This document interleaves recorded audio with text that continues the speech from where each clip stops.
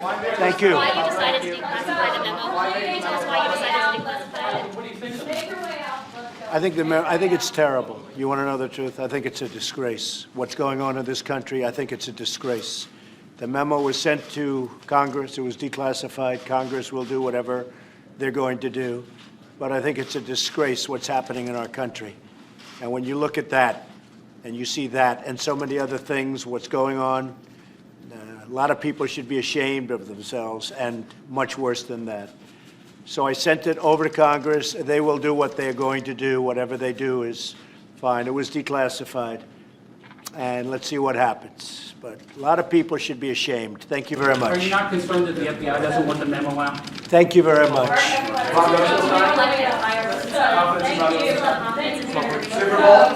You figure that one out. And here's what we know now as a consequence of this memo. The Democratic Party paid money to the Perkins law firm. The Perkins law firm then hired Fusion GPS, Christopher Steele and Glenn Simpson, and they also hired Nellie Orr, the spouse of a senior Justice Department official, Bruce Orr.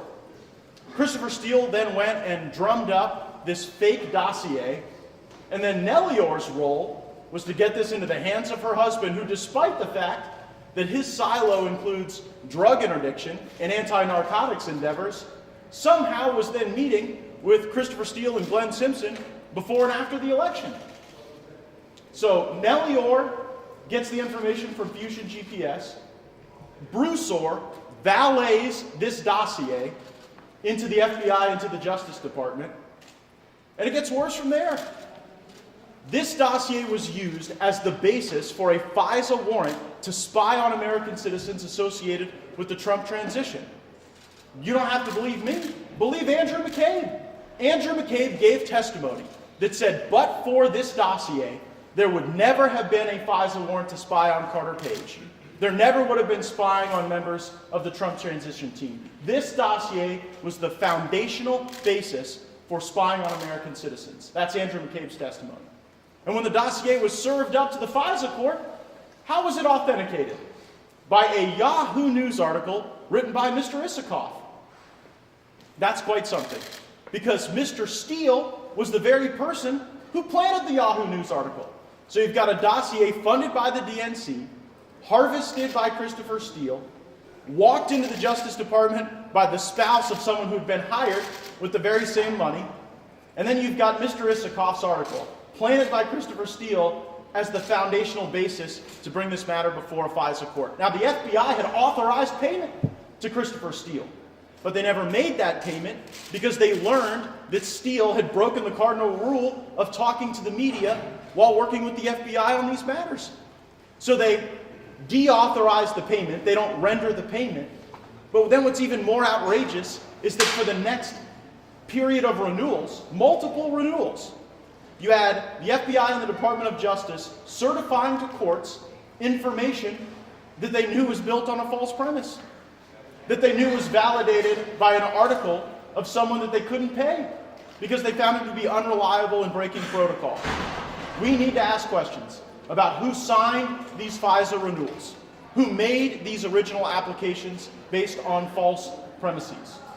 And to my knowledge, this is the first time in American history that the FBI and Justice Department have been weaponized through the actions of a political party, of the DNC paying the Perkins law firm to pay Christopher Steele and Nellie Orr to get this information converted from a political opposition research document into an intelligence document.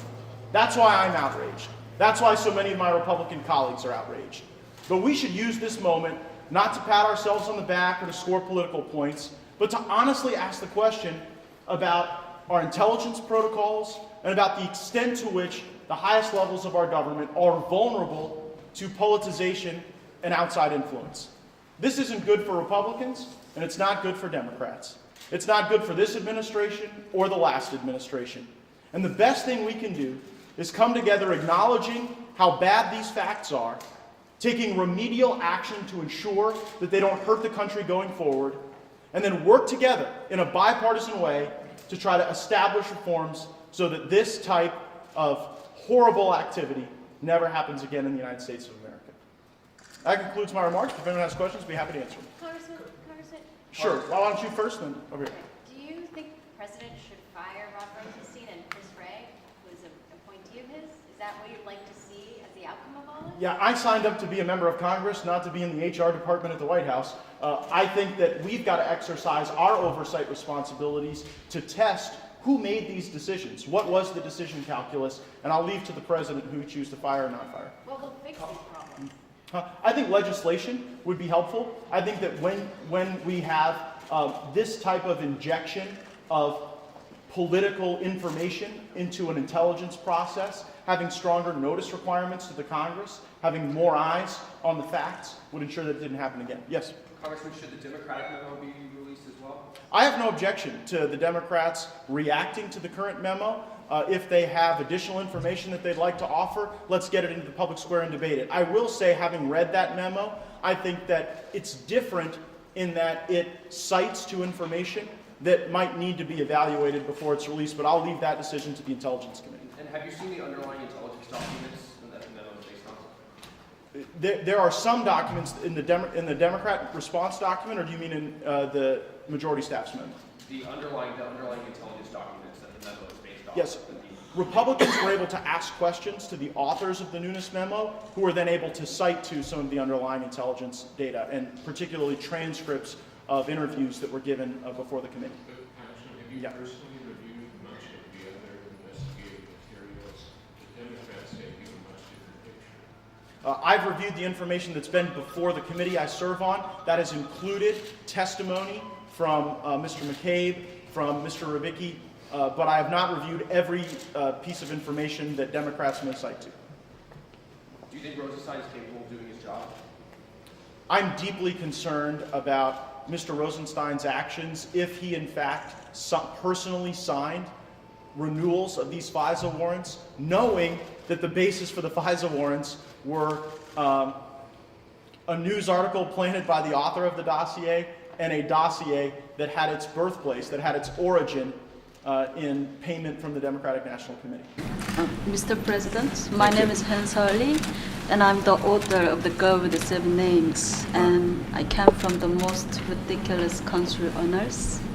First, I want to thank you for that you said the U.S. will act alone on North Korea if China does not help.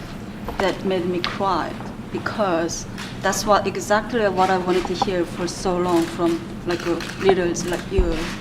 And I was presented at your speech at the South Korea's National Assembly last November, and I really wanted to shout with joy because I was so moved. You put the spotlight on North Korean human rights issues in front of the entire South Korean National Assembly and refreshed the attention on these kind of issues. So I cannot thank you enough. Escaping from North Korea is not like leaving another country. It's more like leaving another universe. I will never truly be free of its gravity, no matter how far I journey. After I escaped to China, I escaped an arranged marriage when I was 19, and I also escaped a brothel. And eventually I arrested by the Chinese police, but narrowly avoided being repatriated to North Korea because of my Chinese language abilities. They couldn't believe that I was a North Korean defector. Due to all the dangers surrounding me, that I have to change my name so many times hiding in China. So I became The Girl with the Seven Names, which is the title of my memoir.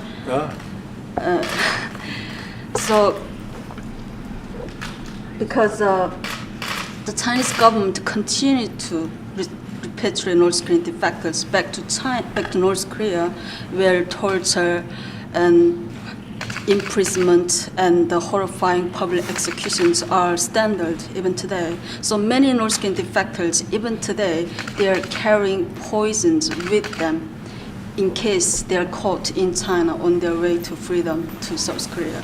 They would rather die, kill themselves, than be repatriated to North Korea and suffer horrifying results from the regime.